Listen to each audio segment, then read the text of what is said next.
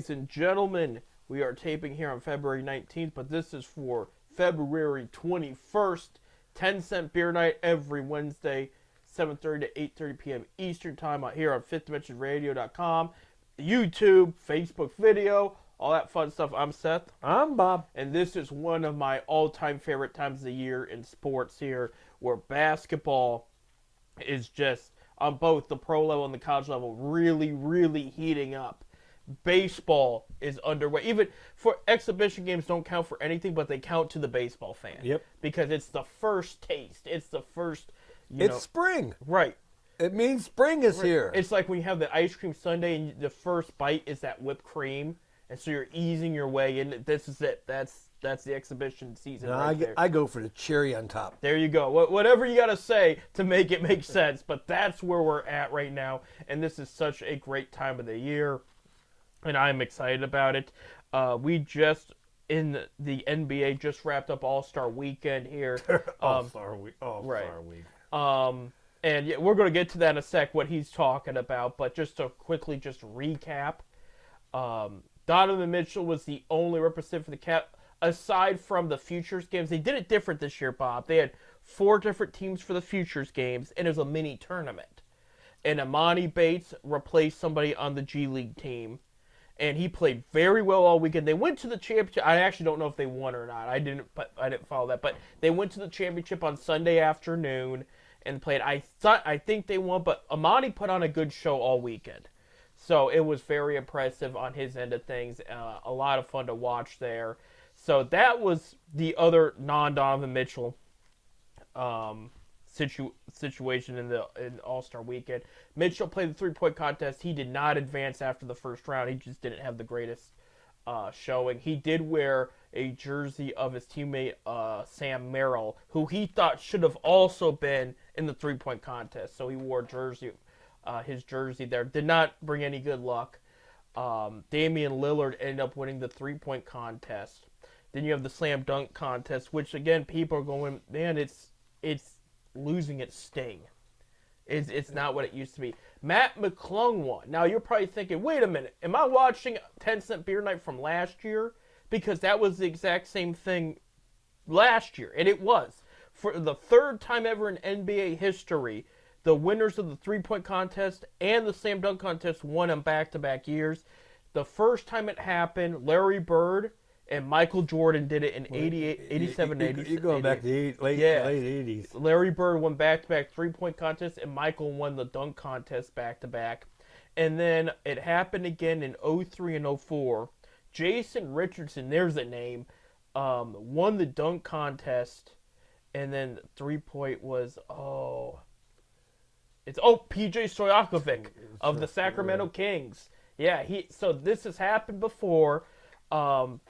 And then we go on to the All-Star game. I honestly didn't watch it. It doesn't mean anything at the end of the day. The thing I will be glad about, it's back to East versus West instead of the captains and picker team. I didn't like that at all. They brought back East versus West. East won, so Mitchell scored about 9 points in the game. A couple threes is all it was. Damian Lillard won MVP. He had. I'll pull it up here. He did not have the most points in the entire game, though. You mean he didn't have any points? No, he had points. He didn't have the most. 211 to 189. He didn't have no points. No, he had points. He just. Yeah. By the way, that was the most scoring. It broke every record there was. Right. Damian Lillard. I mean, that's a great defensive battle. 39 points, 6 assists there. He was the most for the East. The second most was Jaylen Brown off the bench, 36 points and 8 rebounds. And then you had Tyrese Halliburton. They were in Indiana for the weekend, so the Pacers star scored 32 points, or 7 rebounds and 6 assists. And, assist-wise, that's a slow game for him. In the West, though, the most points scored Karl Anthony Towns of the Minnesota Timberwolves. Scored 50 points off the bench. You know, the other most for them, 31 points and 6 assists by Shai Gilgeous-Alexander of the Thunder. LeBron James in his 20th All-Star game. 8 points, 4 rebounds, 3 assists. So even his all-star numbers are dipping, you know. And I'm not ripping on the guy is almost 40, and he's still a very productive basketball player. You've heard me say it on the show before, but just that was not a normal LeBron all-star showing, and he didn't really need the game doesn't mean anything. He needs to save energy for his season. They need to find a way to save their season. Moving forward in the NBA, and this came out this morning, Bob. This is strange. This it gives me PTSD of the Cleveland Browns here. Jacques Vaughn, head coach of the Nets, was fired this morning. He's fired this morning. I did hear that. Right. I did hear that. And I say it gives me PTSD about the Browns And because they named the intern. God, I can't think of his name. yeah, I'll look at here. But it gives me PTSD because the Nets are on a good path right now. There's still plenty of basketball left. And they up and pull the plug on this guy. This guy did a good job so far this year, in my opinion. He's done a well job. Last year, he came in big for them. They did drop 23 of their last 31 games, so that's what pretty much did it right there. Yeah, but they're still in the playoff hunt. Yeah, intern was not named immediately, at least when this article came out. Yeah, they named him. I think it was his assistant coach was named the intern for the remainder of the season. Right. That's what. But it took me by surprise because again, this is a team I would have gave them another year before I start firing coaches. And I get it. 23 of the last 31. That's a big drop, but they're a young team. That's what the Cavs are playing on Thursday night. No, they're playing the Magic. They're playing the Magic? Yeah. I thought they're playing the Nets. No. They've beat up on the Nets this year, so they've had their fair beatings on the Nets. But I just thought, I would have let them at least finish out the year. Get them to regroup after All-Star break, after, there was still plenty of time left, and the Nets have a history of doing this, though. And it sounds like the Browns, because remember, Haslam went through how many coaches before Stefanski? It was about 4 or 5. No, he went. He went through a lot, and you had Rob Trzcinski had 1 year. Hugh Jackson had about 3. He had 2.5. Almost did, 3. yeah. You did. Because he was 0-16 1 year. I think it was like 1 He was 1-15 his first year. year. Yeah. And Jackson wasn't a bad coach. I don't think he had the talent.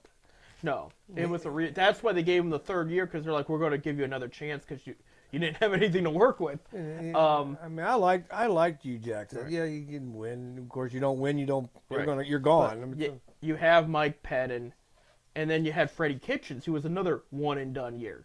So he went through quite a bit, and then he found Stefanski, and then things started going on more stable. But stability just does not.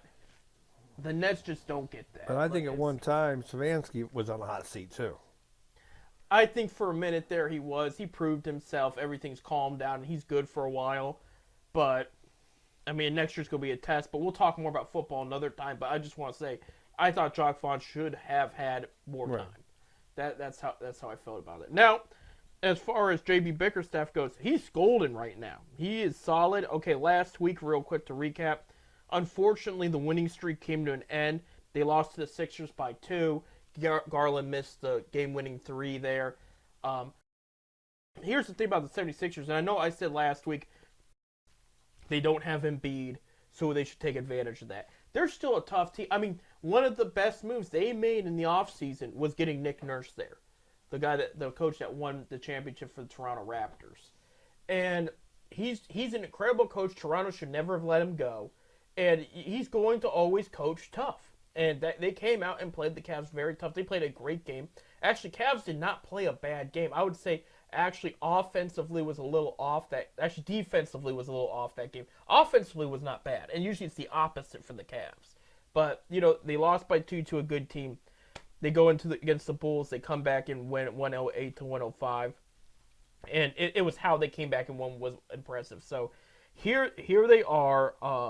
Right now, we just wrapped up All-Star Weekend, and they are second in the Eastern Conference. They're 6 games behind Boston. I looked up they have 36 wins right now. They had 38 last year.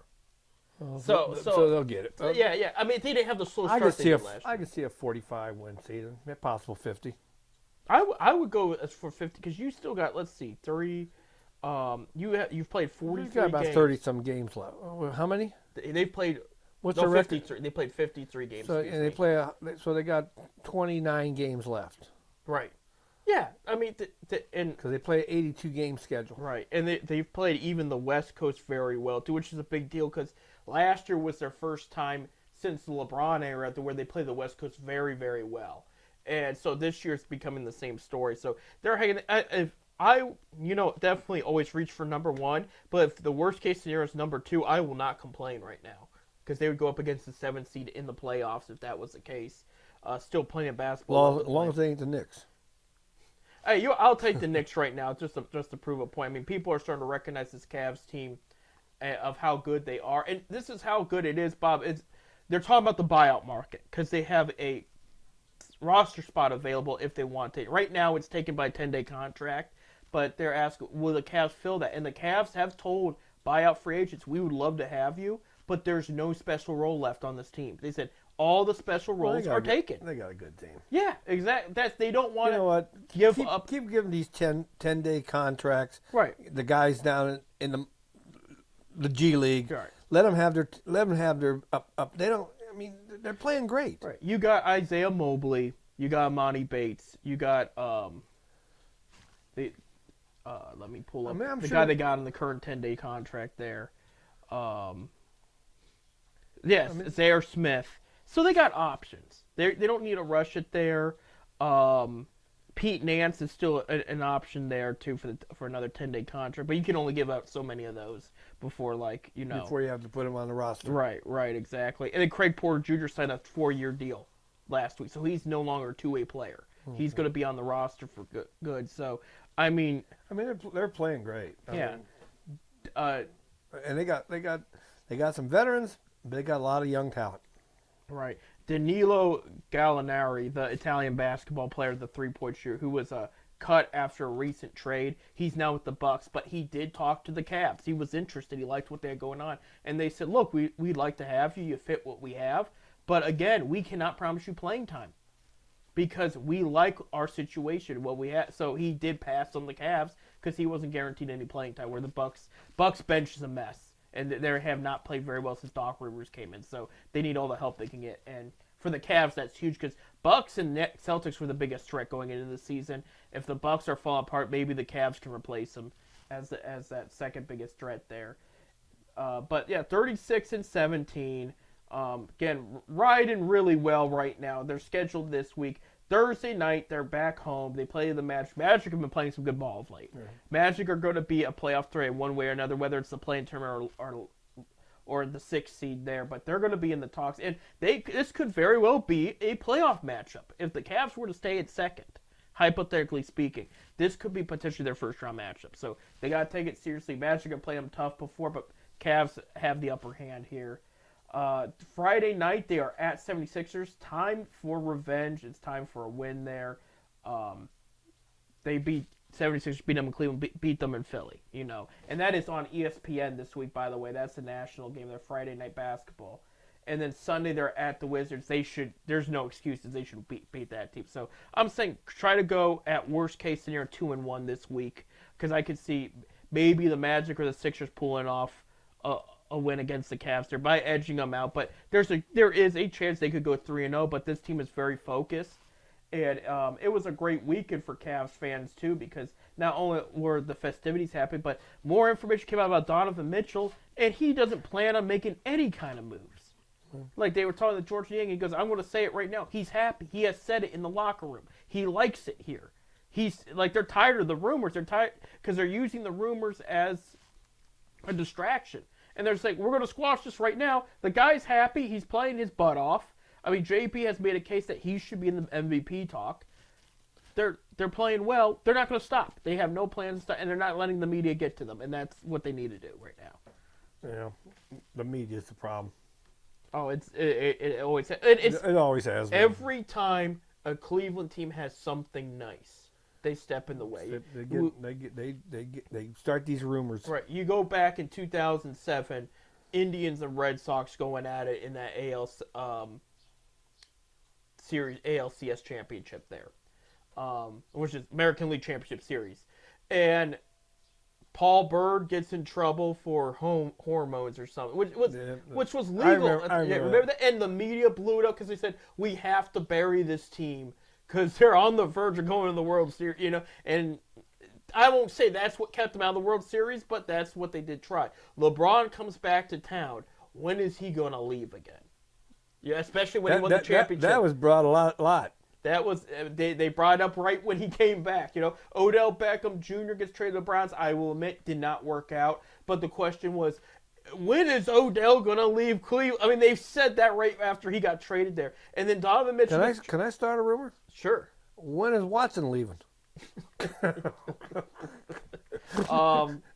I would like to see him get one more chance here. I think there's a lot of talent, but I mean, he's got a lot of work to do. I will say that. He's getting back to throwing soon and everything. But Donovan Mitchell gets traded to the Cavs. It was quiet at first. There was no rumors. But then when he proved he could make them into a 50-win playoff team, and then he loses to the Knicks, of course, then the rumors start, okay, when is he leaving? So the media wants to see it. Cleveland's not allowed to have anything nice. But right now, everything is nice and Cavs. Everybody's always been against Cleveland. Right. Cleveland versus the world. I'll tell you the biggest one is Joe Buck.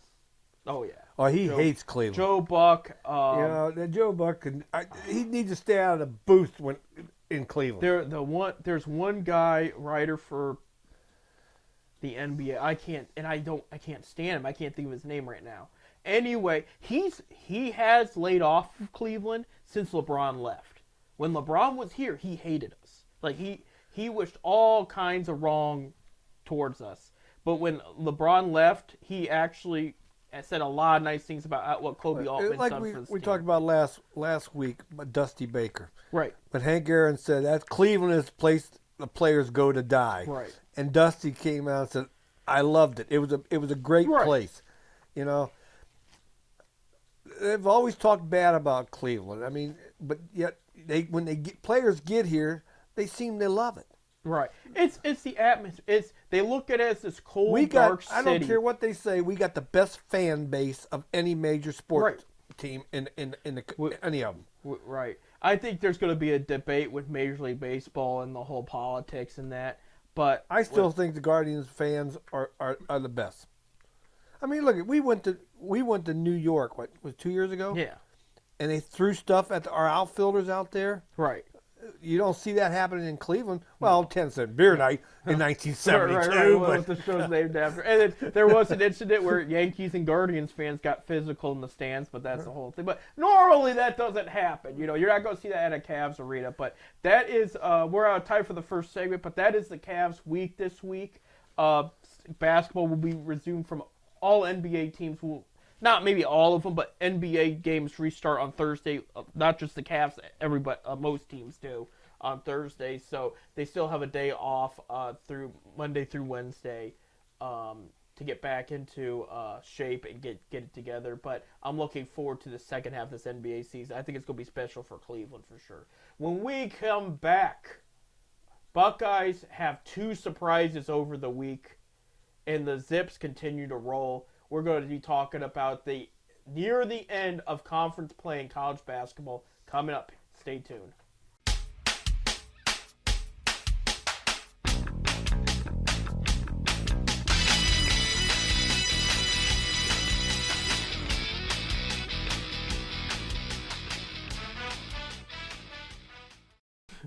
We'll go back here to 10-cent beer night, talking some college hoops now. I'm Seth. I'm Bob. There you go. Thank you guys for tuning in and sharing the videos and getting word around. I'm starting to make some social media pages for it and whatever. Try to get, because it's getting out You're there. You're the man. Yeah. You are the man. Oh, I guess. I don't know. I'll tell you what.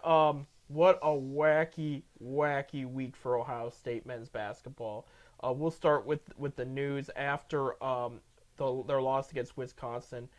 Chris Holtmann was fired. And we knew that this was going to be this decision. They were debating it. I didn't think it would be at this time, though. Yeah, they lost 54. I thought it would be at the end of the season. Right. They lost 54-62 to number 20 Wisconsin. And then it gets weird. You fast forward to yesterday, Sunday. We're taping here Monday. Number 2 Purdue loses to Ohio State in the first game. And I think they were number 1 at the time they lost. No, they were number 2. Were they not? Yeah. They were number 2? They were number 2, yeah. I thought they was number. No, I thought they were number 2 all week last week. I know the yeah. committee had them as the number 1 seed. They thought they would end up being the number 1 seed. Yeah, 73-69. The interim coach. I don't even have his name right here yet. I don't even know who it is. Diebler. When they win that big game in his first game there, and I know some Purdue fans, and they were not very happy about that. And that's the thing is Ohio State. We'll put it in perspective here.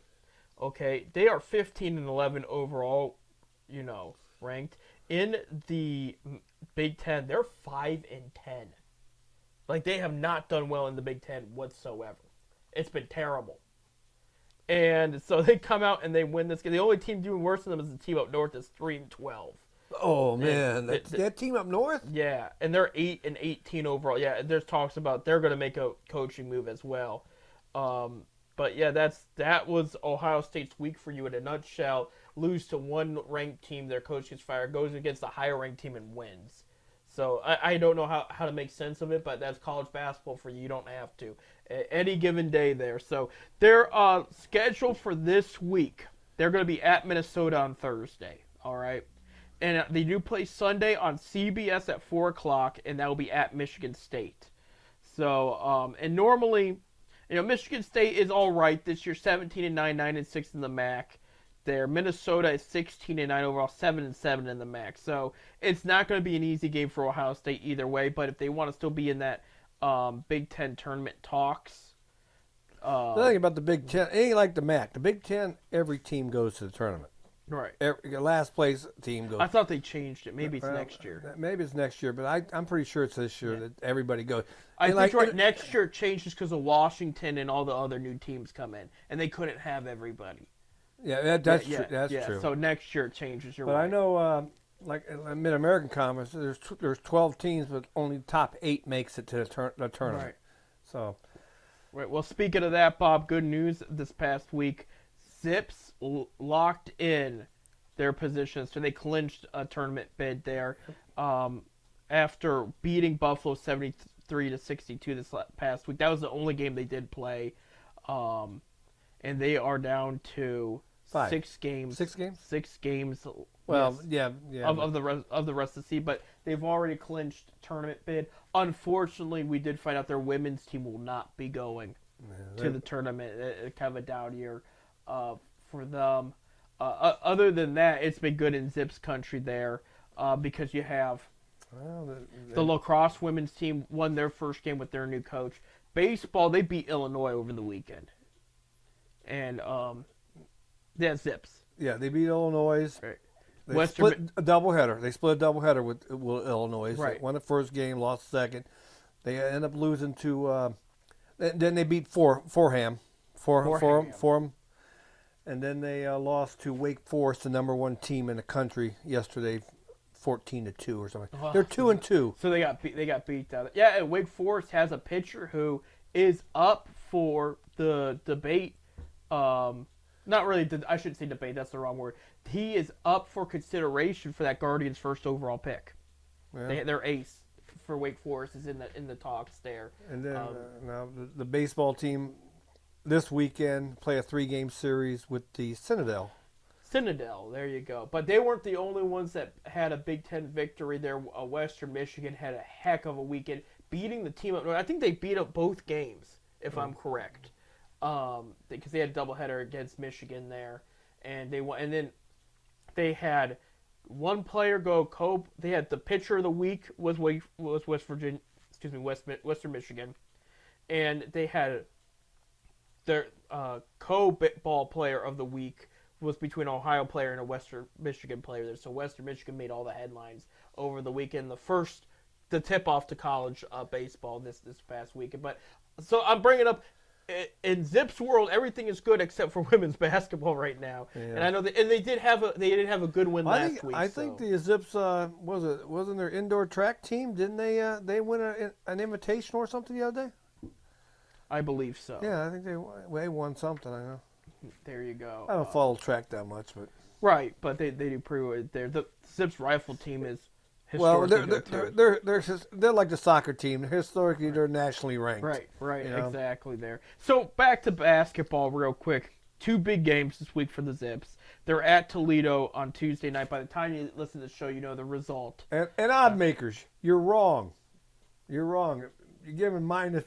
They're giving the Zips a point. That ain't hell with it. Yeah, You guys don't know what you're betting, talking about. you know. Zips are going to win by at least 10. there you go.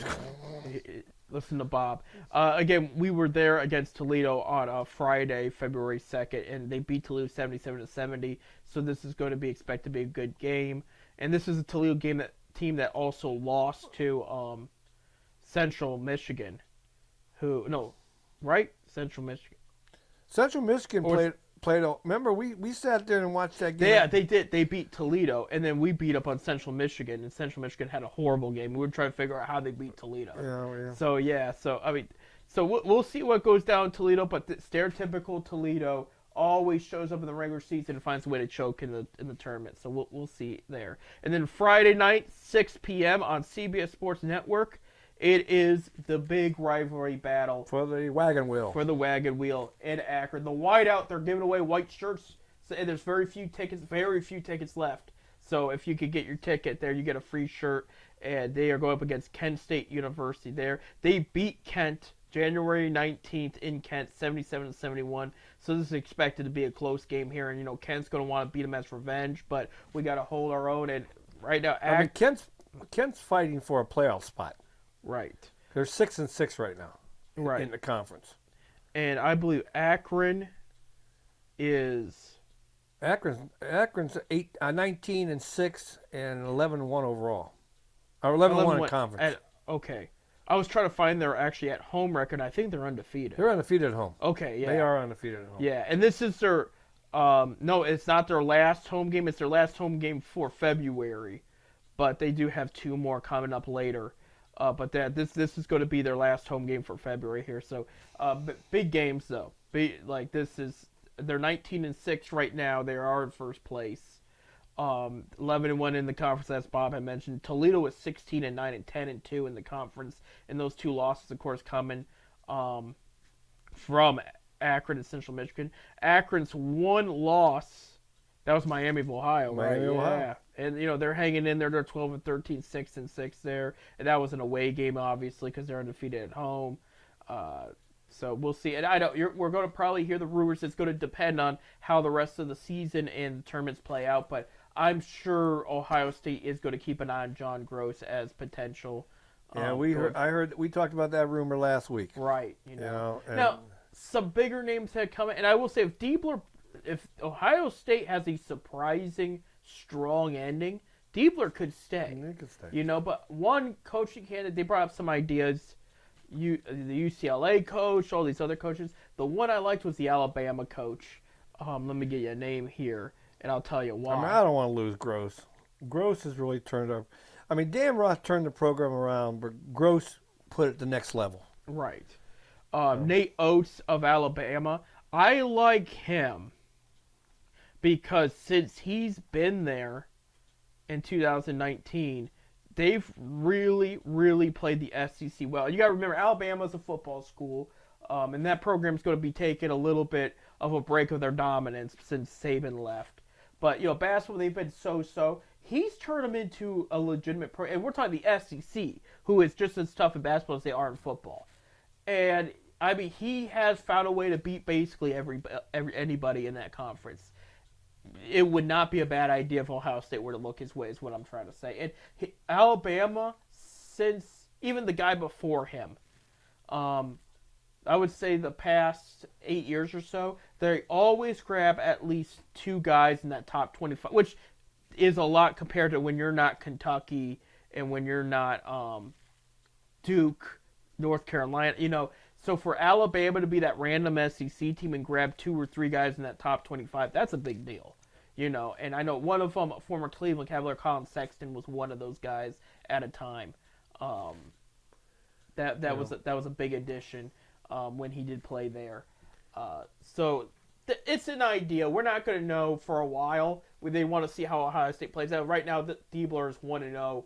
He beat the number 2 team in the nation. Excuse me. Number 1. Let's see how they fare next. Right. Finish out the season. See how they fare. Right. We're still cheering out for Ohio State. If you can remember, despite the issues they had last year, they made the Final Four of the Big Ten Conference. They were in the semifinals, I should say. It's not really the Final Four, but last 4 teams, but they don't call it that. I mean, if they can finish out the season, with a winning record the rest of the way, right? They'll probably get a smell of the big dance. 'Cause I'm pretty with them being a Big Ten team, and if they last year 8 teams from the Big Ten went to the dance. Right. 1 team from the MAC. Right. I know. We could go. We could go on about that. Basketball on a given night, a MAC school can beat any of these other big super conference teams. I'm sorry. No, and it's true. I think football's the only one where it gets weird. I mean, we did see Akron almost beat Indiana this past year. I remember they lost to Michigan at the goal line. At the goal line, at the last second. Right. They almost had Michigan. Akron seemed to play the Big Ten tough. Right. They have. They always have. But you look at baseball, like they've already had wins in the Big Ten this past weekend. Basketball, again, like it's anybody's game, really, and that's what they don't like. Especially when it's a 1 and out, a tournament like this, 1 and out. You win, you're on. Right. You lose, you're gone. Well, you're home. I saw a mini documentary, parts of it one time, and they were talking. This was football, so it is a little bit different. And they were talking about what it meant to be a MAC football player, because you do have some names out there that played. That Randy Moss played in the MAC when Marshall was in the MAC. John Harbaugh, Jim's brother, the head coach of the Ravens, played safety. A Hall of Famer, Taylor. Yeah, Jason Taylor. Played for Ben Akron. Roethlisberger played in the MAC. I know we don't like him here in Cleveland, but I mean, he's an Ohio kid that played in the MAC, and he was one of the better ones. Played at Miami. Wow. But they were talking about the attitude MAC players had, and they said we were the guys that were good enough to play Division I, but we were either too small, not fast. There was one little thing that always kept the bigger conferences from taking them in. And it kind of gave them motivation. So they said the MAC was full of players that could prove themselves. They were good enough to play that level, but they just weren't good enough to convince those other teams to take them on. And so they were always about the challenge and always about, look, we're playing on the gridiron for another day. Well, let's take advantage of it and play our best we can. It's like baseball. We're going baseball here. Go somewhere you're going to play.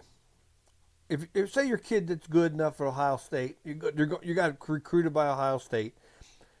You go down there. The odds are you're going to get redshirted your first year, or you're going to ride the bench. Right. You got guys that started every game since they've been there. You ain't going to overthrow them right away. You're eventually going to get in there. Right. You go to Akron, the odds are you can start right away. Right. You're gonna play. That's what Major League Baseball is. I tell these kids when I'm out scouting them, hey, if I'll have kids come to me, I want to go to Stanford. So you want to go to Stanford, you want to sit the bench for 2 years. You want to be redshirted and sit the bench because they got seniors and guys that they're all Americans. Right. You're going to sit. Go somewhere where you're going to play. Baseball, you're going to be seen. Believe me. You got guys like me that's going to be out at the Hirams and the Ball and Wallaces. Right. Last year's draft, I think it was 62% of the kids that were drafted came from Division II, Division III, or junior colleges. Right. Or high school. So that's 63%. They didn't come from the big name schools. Right. Go somewhere where you're going to play. Right. And you make a great point about that, because it's like in football, you could have 120 tackles, but you played it in the MAC. There are weaker offensive lines than in the SEC. Let's say you're that linebacker and you played really well across the board in the MAC, but the one game you played against Tennessee, you did not do so hot. The NFL is going to note that. Now, a 100-mile-per-hour fastball is a 100-mile-per-hour fastball wherever it is, and 30 home runs are 30 home runs no matter where it's at. So that is the difference. Yeah. So it's just go play and Go play. If you're good, you're gonna be seen. Right. Somebody's gonna see you. yeah, somebody's going to say. You know, something I try to there. tell these kids that now I want to go play at Stanford. I want to go play at Wake Forest. I want to go play, Arizona. Well, go. Sit the bench for 2 years. Right. Be redshirt your first year. Sit the bench for 2 years. Then you'll get to play in time. Right. Well, and I will say there probably are positives to that direction too, where you're watching these better players, you're with these coaches. Well, yeah, the coaching, and they're developing coaching your game. is better there. Yeah, and they're But developing if you're your good, game you're good. Somebody's going to see you. Right. I go to all these small colleges and watch these kids, and you'd be surprised. Go somewhere you're going to play. Right, I absolutely. don't care if it's football, basketball, soccer, whatever. Right, and we've seen a lot of MAC guys make it through the majors. Chris Bassett, former Akron Zip. Actually, he was the last player from that original baseball program. Yeah. Before it disbanded. And the last thing I heard about him, he's in Toronto, but he made a tweet once the Browns lost. He said, "Don't talk to me for a couple weeks." He's a Browns fan. He did not take it very well. And then you see Kent State and all the pitching they produced over the years. Well, they got the best pitching coach in baseball. Right. They had that one. Mike Burbeck is the best. It's slipping my mind, but that one kid that won college baseball MVP that one year, drafted by the Padres and traded to the Brewers, and he's been with them since. Chapin. Andrew Chapin? No, that's not who I'm thinking here. I know Andy Sorenstein came from Kent. He started with Tampa Bay. I'm gonna pull his name because it was a trade. I recognized the name a while ago and didn't add it up until he got traded a couple years ago. Well, anyway, a lot of good. The MAC get a lot of good ball players. Right. Especially Kent State. Kent State pitching. If you're a pitcher at Kent State, you got the best coach there. I mean, I think Kent State in the last 18 drafts, 24 pitchers have been drafted. Right. So they got the best pitching coach. And Mike don't want to go nowhere. He wants to stay there. He had a chance to be the head coach there. He enjoys being the pitching coach there. Right. Yeah. He's got a chance probably to go to the majors to be a pitching coach in the majors. He wants to stay at Kent State. Of course, he played, Major League Ball. He played for Chicago. And maybe they cut him. He's not listed on here. On the Brewers roster. I don't know. We got to take a break. When we come back, I'll find you that name because we do have to talk baseball. There's been some movement in free agency still happening. So they're at camp right now. Everybody. Yep, and we got exhibition play later this week. We'll talk about that and more. Stay tuned.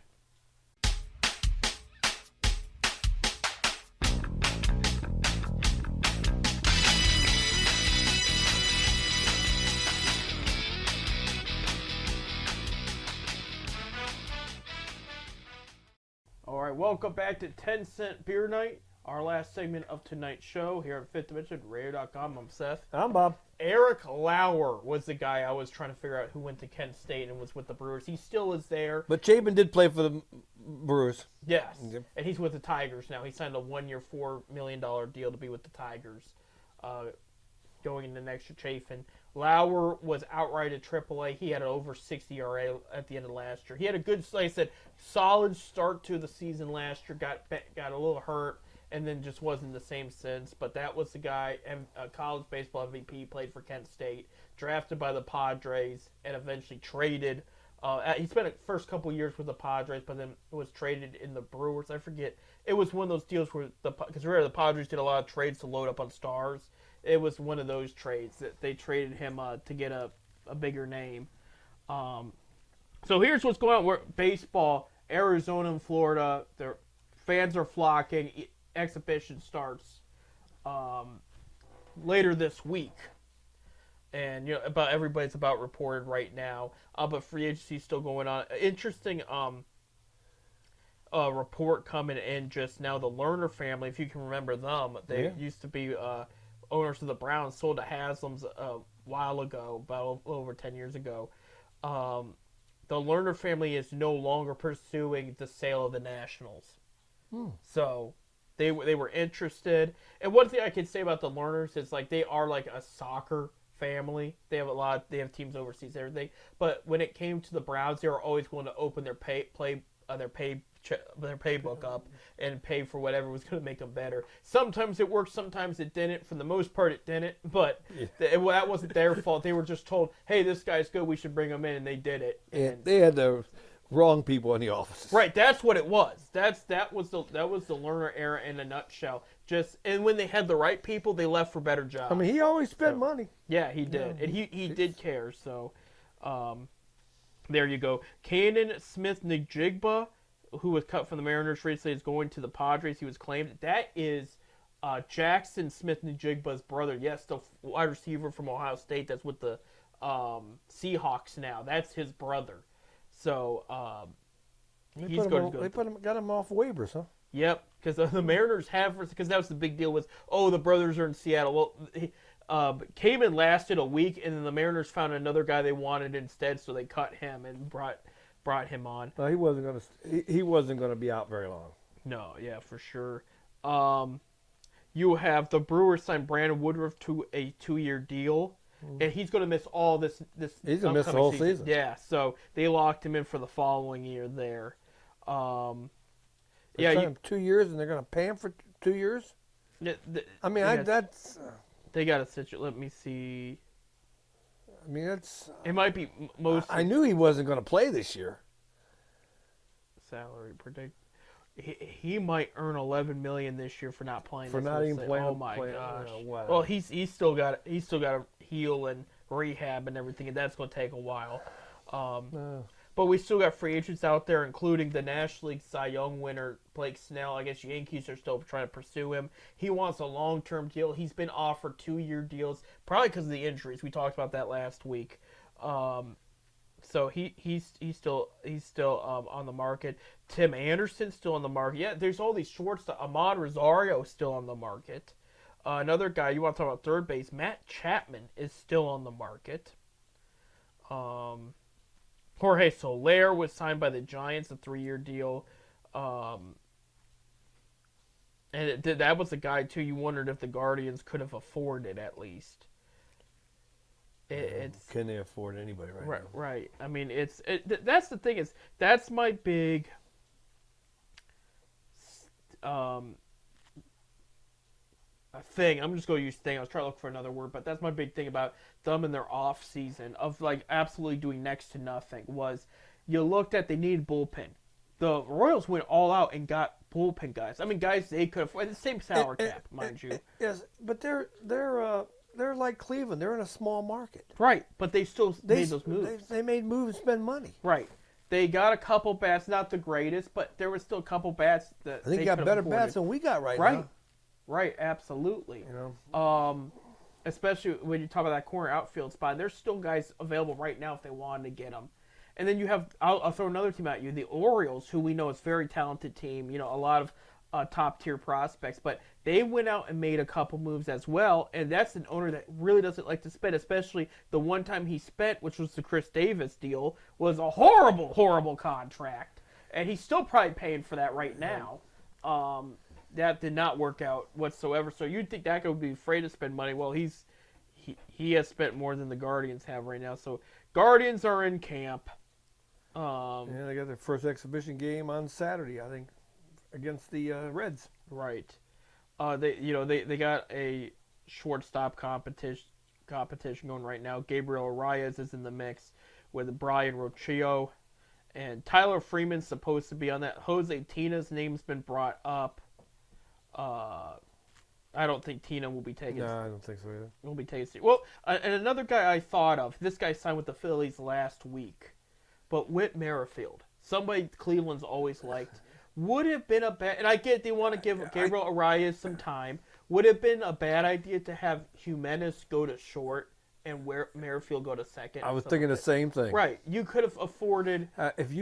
Merrifield would have been a great fit for us. Right. You had Merrifield. If you would have got and there's another corner outfielder I can't think of right now that's power hitting and still available.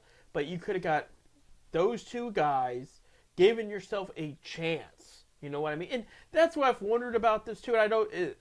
I'm talking about somebody that doesn't have those millions of dollars to invest. But if you're somebody, let's take the Guards out of the situation. Let's say it's the A's. You're on your last years of Oakland, okay? Even though the mayor of Las Vegas recently told you should not move here.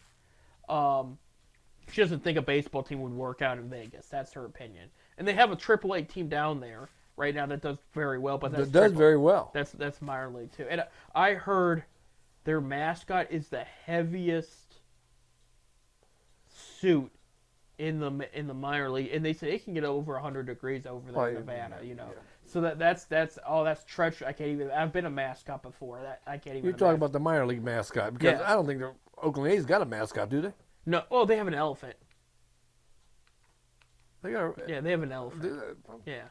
But no, this one is an alien or something for the AAA team of Vegas. It's a big creature. It's I think they're like the UFO or something. Like it's something interesting. But like anyway, if you're the A's, why wouldn't you go out, get Blake Snell, Trevor Bauer, all this help, and say, look, this is our last hurrah. Like just sell it, just so people can show up and be like, we're going all in. We're gonna go show up, and we're gonna be the surprise. Something like that. Because you can sell it to the people, and then like even if they don't like you, they're like, oh, he made an effort here. There's good players to see. Let's show up to a game, and you make some more money. My opinion. I think baseball would work in Las Vegas.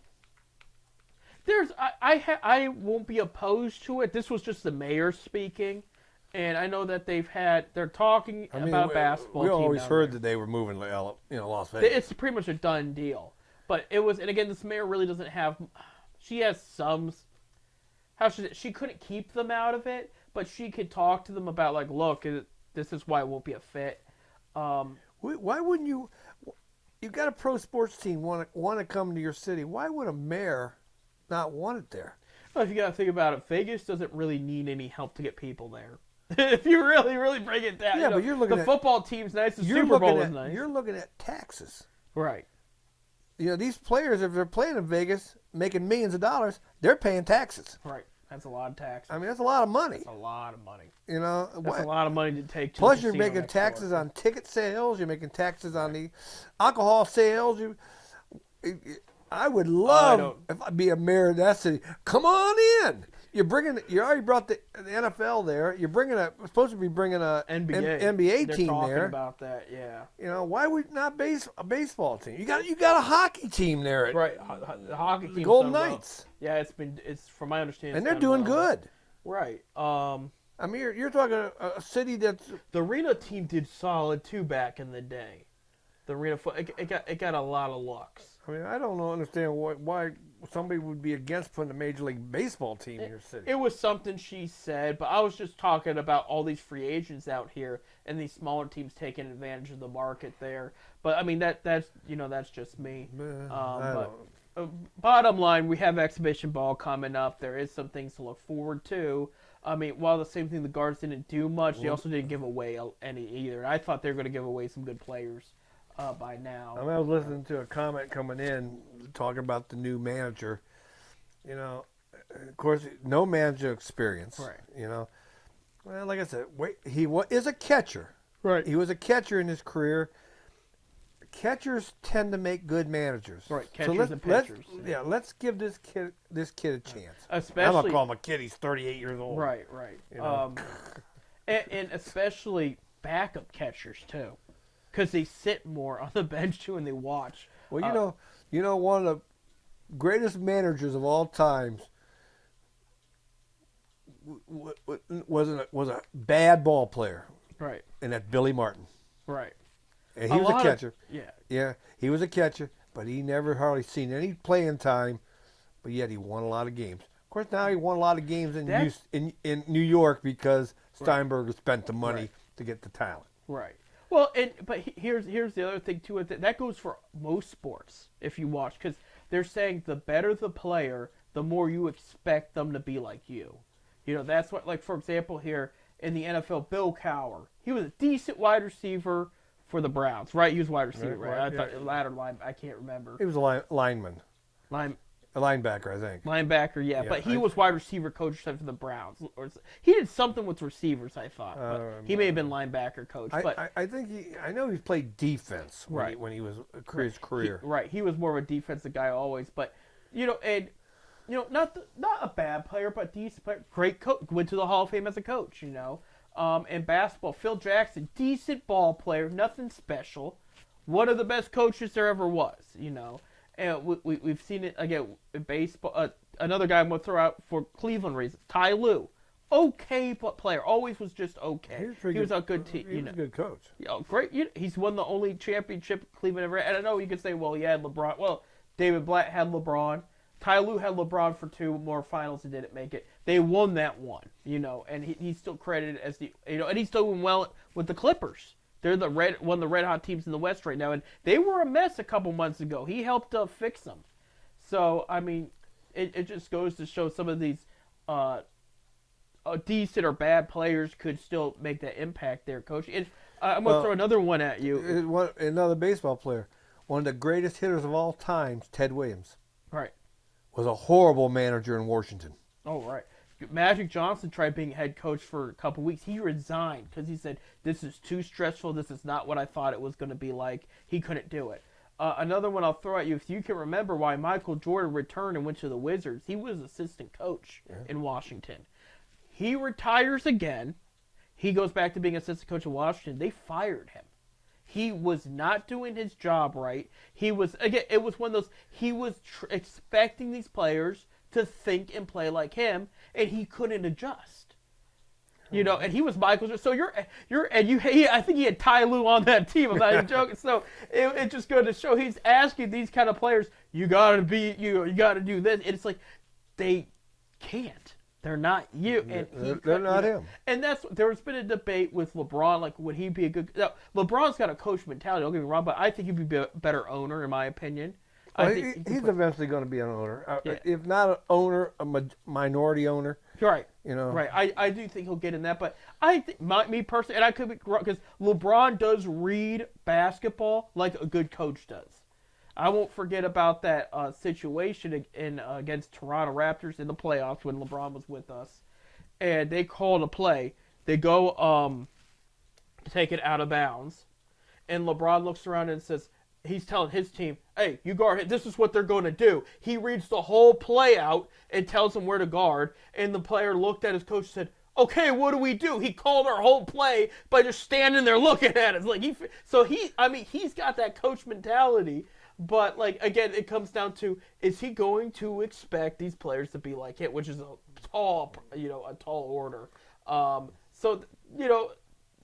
Going back to Steve Vogt here of the Guardians, I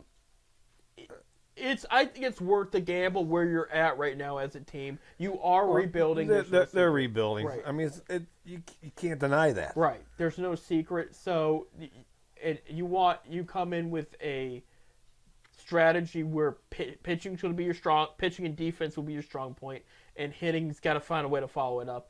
And so you got a catcher like Vogt, who played catcher, I should say, knows pitching, and can help develop your young catcher in Bo Naylor. And then you got Austin Hedges helping him out there too. Like I said, we got to give the kid a chance. Right, absolutely. And he did get interviews from other places too. So even though no manager experience before, there has been interest in other places. Word's got it out that this guy could be a solid manager. I think the question we're going to have is, how long are they going to keep him around? Obviously, it's not going to be a one and done year unless it's catastrophic.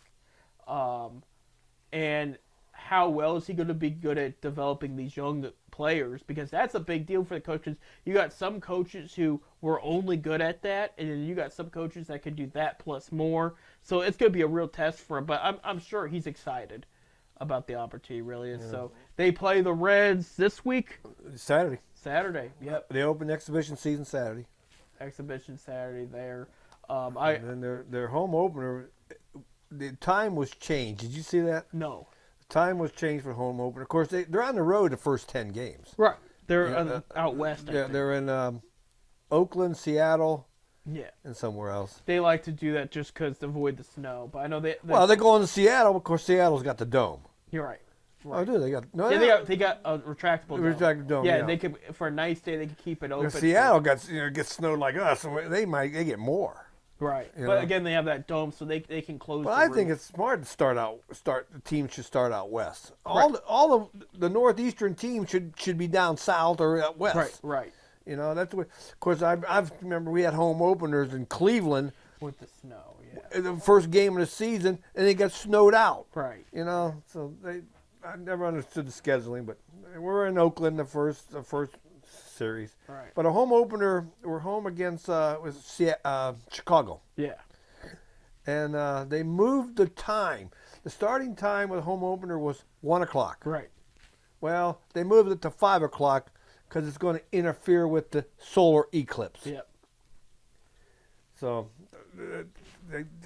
I don't. Right. They were kind of concerned. First of about all, if you're looking at the weather forecast, they were saying that could be a day that we got a cloudy sky. that. Right. And of course, and you ain't going to see it anyway. Right. But Right. And it's been a weird winter here in Ohio. Like this past week, it was freezing. But today's been nice. We're supposed to have 50 degrees the next couple of days. so 50 degrees tomorrow. I was asked if I wanted to golf tomorrow. Tuesday. Well, Tuesday. I'll golf Tuesday Right. because this show's been Wednesday. Right. Because it's supposed to be like 55 tomorrow. Right. And Right. there's a couple golf courses open. Right. So it ain't going to happen. the weather's either going to be pretty decent or it's going to be really, really bad for that Hey, first we home live opener. we live in northeastern Ohio. Right. You know, the old saying is, you want to know what the weather's like, wait 5 minutes. Exactly. It's nice today. So we don't have 5 minutes. That is it. That's our time there, Bob. We covered all the bases. Next week, we'll talk about how the Zips fared on their big weekend basketball. We'll see how Diebler and Ohio State does to follow up that number 2 overall Purdue win. We'll see where the Cavs are this coming weekend. I'm very excited about that. I got tickets for Thursday, so looking forward to seeing them again live in action.